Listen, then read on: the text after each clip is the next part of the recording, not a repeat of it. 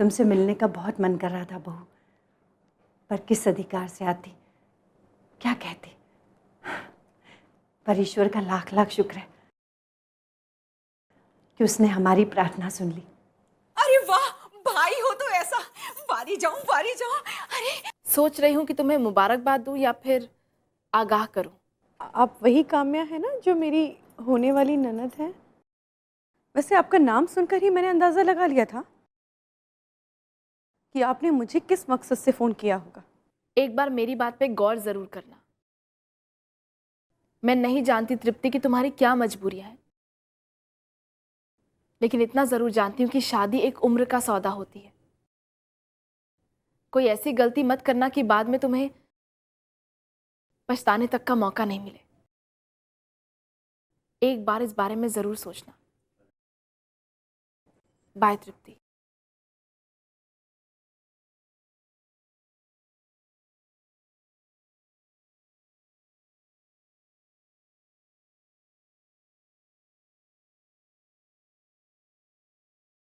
तृप्ति से बात कर रही थी तुम?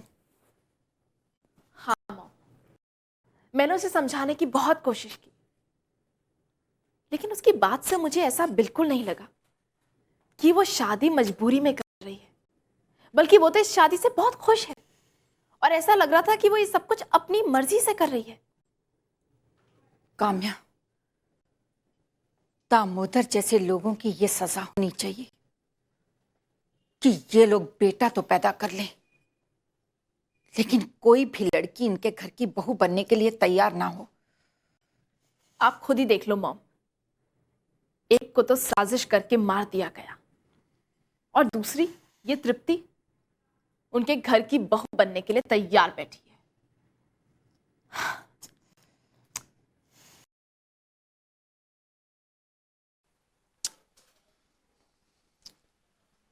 ये कहाँ रह गई? बहू ने फोन किया था कि वो आने वाली है, पर अभी तक आई क्यों नहीं? लो जी, अब धैर्य रखो। कहा है ना आने के लिए, तो आ जाएगी। लो आ गई। खुश रहो खुश रहो। बस बस बस जीती रहो। बहू, तुम तो अपने पापा के साथ आने वाली थी।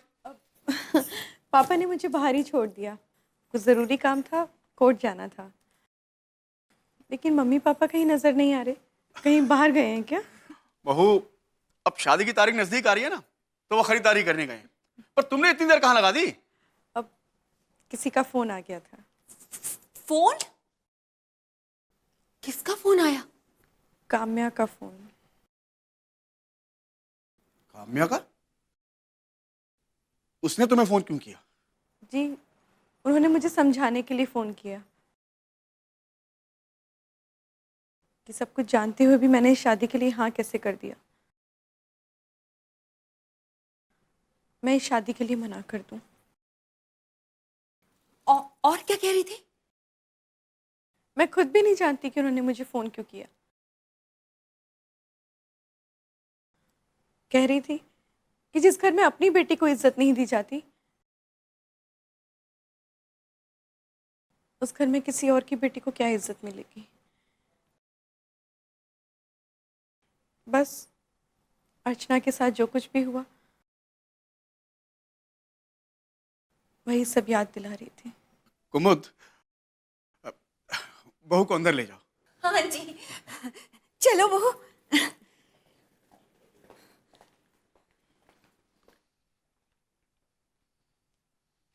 काम्या, आगे राम जी की मर्जी। अब बहू, काम्या तो हमारी अच्छाइयों का फायदा उठा रही है और अनिकेत बेटा उसकी किसी बात का जवाब ही नहीं देना चाहता। बस इसीलिए वो पता नहीं कैसी कैसी साजिशें हमारे खिलाफ रचती जा रही है। बस आजा बेटा।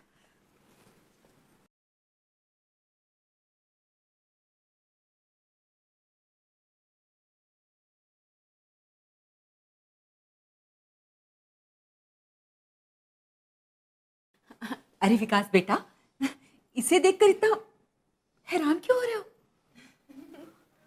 आप तो ऐसे हैरान हो रहे हो जैसे आपने सामने मुझे नहीं बल्कि किसी भूत को देख लिया हो। अब आप ही पूछिए ना मामी जी कि हर बार ये मुझे देखकर ऐसे परेशान क्यों हो जाते हैं। मैं तो सोचती थी कि जब देवर जी से मिलूंगी तो उनसे खूब सारी बातें करूंगी, खूब मस्ती करूंगी उनके साथ, क्योंकि भाभी का असली राजदार तो उसका देवर ही होता है ना मामी जी। पता नहीं आजकल विकास अपने में ही उलझा रहता है। आज तो यहां तक कि अनिकेत ने विकास बेटा से पूछा कि आखिर ये किन उलझनों में उलझा हुआ है। मामी, हर बात बताना जरूरी नहीं होता है। अब ये बात छुपाना भी तो जरूरी नहीं है ना। वो तुम्हारे देवर ऋषिकेश की किसी लड़की को बहुत प्यार करते। आह, अच्छा ये बात है। प्लीज देवर जी, अब हमें भी बताइए ना कि वो लड़की कौन है, बताइए ना। अब तो तुम्हें पूछो इससे, किसी से कुछ नहीं बताता। पता नहीं किन ख्यालों में खोया रहता है ये।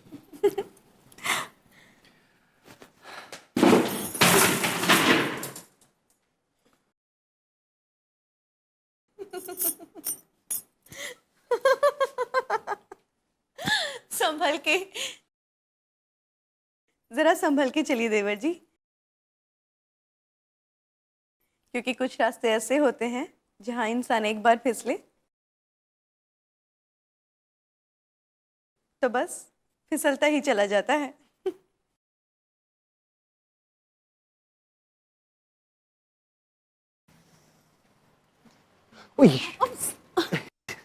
संभल के, जरा संभल के चलिए जनाब, क्योंकि कुछ रास्ते ऐसे होते हैं जहां इंसान एक बार फिसले तो बस फिसलता ही चला जाता है। हमारी मोहब्बत का तो पता नहीं कि हमें मंजिल मिलेगी भी या नहीं, बस ये साथ गुजारे हुए लम्हे ही हैं जो हमेशा याद रह जाएंगे। हे तृष्णा, ऐसा क्यों कह रही हो? ये साथ गुजारे लम्हे ही हैं जो मजबूर करते हैं ये सोचने के लिए कि ये साथ उम्र भर का हो। हम भी यही दुआ करेंगे जनाब कि हमारे प्यार को कभी भी किसी की भी नजर ना लगे, लेकिन नजर तो फिर भी लगी जाती है ना, कभी गैरों की तो कभी अपनों की। नहीं लगने दूंगा मैं हमारे प्यार को किसी की नजर, किसी की भी नहीं। सबकी नजरों से चुरा के अपनी तृष्णा को यहाँ रख लूंगा हमेशा के लिए। I love you Vikas. I love you too. Ice cream? Let's गो।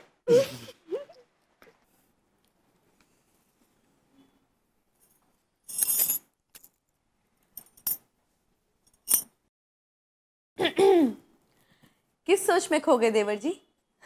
जिसे अपनी आंखों में बसा रखा है, कहीं उसी के ख्यालों में तो गुम नहीं हो गए आप?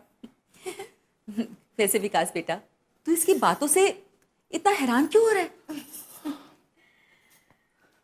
नहीं मामी, ऐसी कोई बात नहीं है। कुछ तो बात जरूर है जो आप इतने हैरान, इतने परेशान हैं। कहीं ऐसा तो नहीं कि ऋषिकेश में आप जिस लड़की से मिले हो उसने आपको धोखा दे दिया हो? अगर ऐसी बात है ना तो आप अपनी भाभी को जरूर बताइएगा, क्योंकि मैं उससे मिलूंगी और उसको समझाऊंगी कि एक बार जिसे अपनी नजरों में बसा लेते हैं फिर उसे नजरों से नहीं गिराते। क्यों मामी जी? बिल्कुल ठीक बेटा।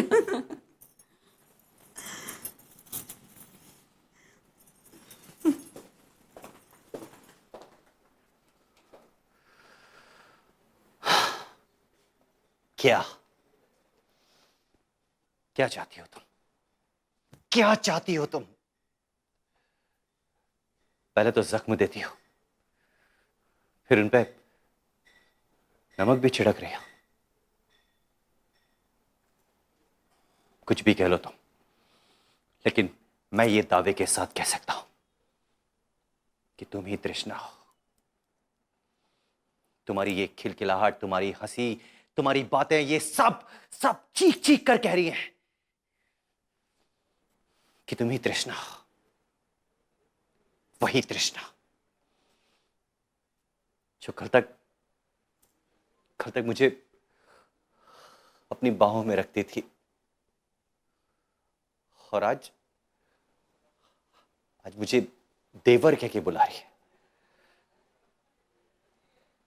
क्यों कर रही हो तुम ये सब कुछ? क्यों? क्या मकसद है इसके पीछे तुम्हारा? क्या? कुछ समझ में नहीं आ रहा मुझे, कुछ समझ में नहीं आ रहा। मैं मैं मैं पागल हो जाऊंगा। कृष्णा बनकर तुमने मुझसे मोहब्बत की और आज तृप्ति बनकर तुम इस घर में मेरी भाभी बनकर आ रही हो। क्यों? क्यों? क्यों? आखिर इन सब के पीछे तुम्हारा मकसद क्या है?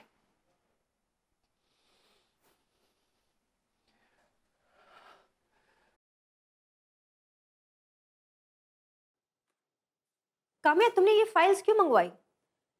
नेहा, ये वो फाइल्स हैं जिस पे अभी तक डीलर्स के सिग्नेचर्स नहीं हुए हैं।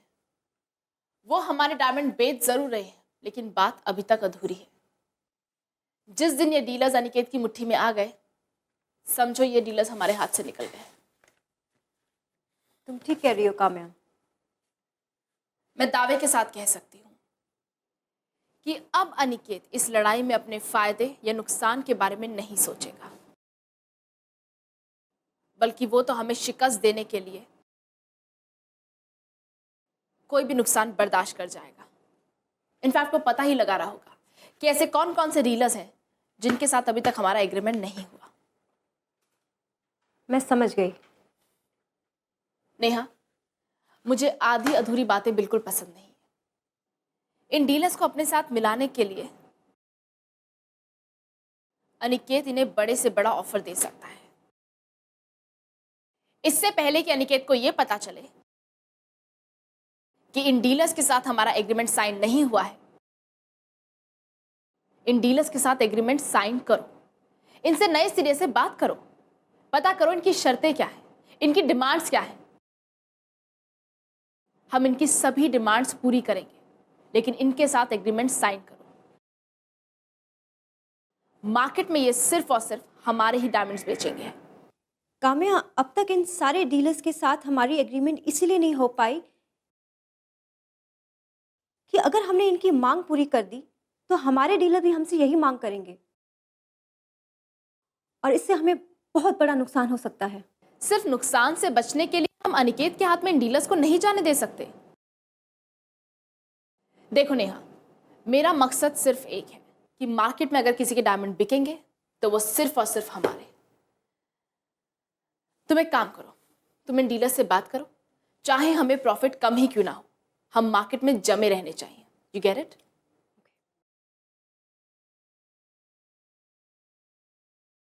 वो कामया करेगी, वो क्या करेगी मुझे नहीं पता। और फिर तुम मुझे ताने क्यों दे रही हो? मैंने इसे फोन करने के लिए नहीं कहा, मैंने नहीं समझाया उसे। तुम्हें क्या लगता है वो जो कुछ भी कर रही है मेरे कहने पे कर रही है? मैंने कब कहा कि वो जो कुछ भी कर रही है वो आपके कहने पर कर रही है? पर इसकी वजह सिर्फ आप है, क्योंकि वो आपकी बेटी है। क्या बात है माँ? क्या बात है? अपने पापा से पूछो। इनकी पहली पत्नी और इनकी बेटी को हमारी खुशियां रास नहीं आ रही है। क्या? हाँ बेटा, इनकी बेटी काम्या ने तृप्ति को फोन किया था कि वो ये शादी से इनकार कर दे। उस काम्या को यह हक किसने दिया कि वो हमारे घर के मामलों के बीच में बोले? और वो ऐसा क्यों कर रही है? वो क्यों कर रही है मुझे क्या पता, उससे जाकर पूछो। हाँ हाँ, पूछूंगी उससे जाकर। ये जो कुछ भी हो रहा है उसे आप बर्दाश्त कर सकते हैं, क्योंकि वो आपकी बेटी है, आपकी पहली पत्नी की बेटी। पर मैं बर्दाश्त नहीं कर सकती। बिल्कुल नहीं मां, और मैं भी बर्दाश्त नहीं करूंगा, कोई भी बर्दाश्त नहीं करेगा। और ये बात मां आपको बताई किसने? और कौन बताएगा बेटा? उसी ने जिसे काम्या ने ये बातें बताई। इस घर की होने वाली बहू तृप्ति ने। उसकी जगह कोई दूसरी लड़की होती तो वह हम सबको ये नहीं बताती। काम्या ने उसे कितना भड़काया, उकसाया, लेकिन वो उसकी बातों में नहीं आई। उसने हमें सब कुछ बताया। भगवान का लाख लाख शुक्र है कि ऐसी लड़की मिली है जो इस घर की बहू बनना चाहती है। अरे बेटा, उसने तो अपने पापा को मजबूर किया कि वो इसी घर में बहू बनकर आना चाहती है और अनिकेत से ही शादी करना चाहती है। वरना उसकी जगह कोई दूसरी लड़की होती तो काम्या के कहने पर पता नहीं क्या क्या करती। ये सब मुझे मत सुनाओ। मैं आज तक ना तो तुम्हें रोक पाया हूं, ना ही काम्या और उसकी मां को रोक पाऊंगा।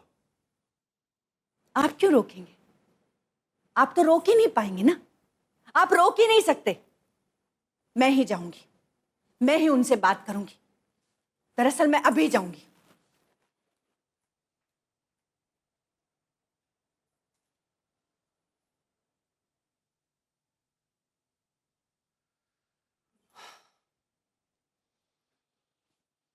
आखिर आखिर ये तृष्णा चाहती क्या है? क्या है उसका मंसूबा? सभी घर वालों का दिल भी जीत लिया उसने और सबको ये यकीन भी दिला दिया कि वो अनिकेत भैया की ही बनना चाहती है। और उसके इरादों से साफ जाहिर हो गया है कि सचमुच वो अनिकेत भैया की ही बनना चाहती है। तो फिर क्यों क्यों मेरे साथ ऐसा कर रही है? वो क्यों क्यों मेरे प्यार के साथ खिलवाड़ कर रही है? कब मिलेगा मुझे मुझे इन सवालों का जवाब? कब?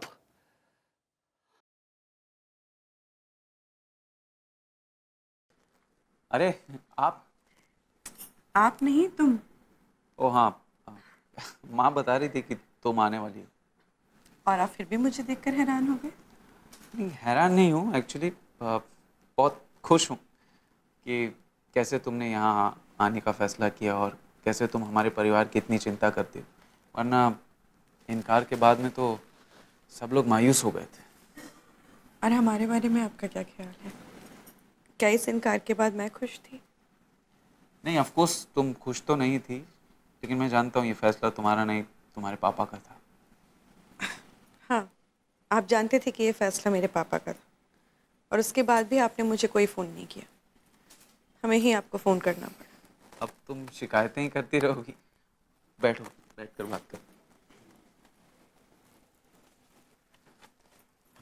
माँ जी ने मुझे आने के लिए कहा और मैं आने के लिए तैयार हो गई। आपको पता है क्यों? क्योंकि अब ये घर तुम्हारा भी है। अब ये घर मेरा भी है और इस घर की सारी परेशानियां भी मेरी हैं। इसलिए मैं जानना चाहती हूँ। पता नहीं क्यों पहले इन सब बातों के बारे में मेरा बिल्कुल ध्यान नहीं गया, लेकिन अब मैं ये सब समझना चाहती हूँ। क्या समझना चाहती हो तुम? मैं जानती हूँ ये सब पूछने का हक तो नहीं है मेरे पास, और जबकि इन सब बातों से तुम्हें भी कितनी परेशानी होगी।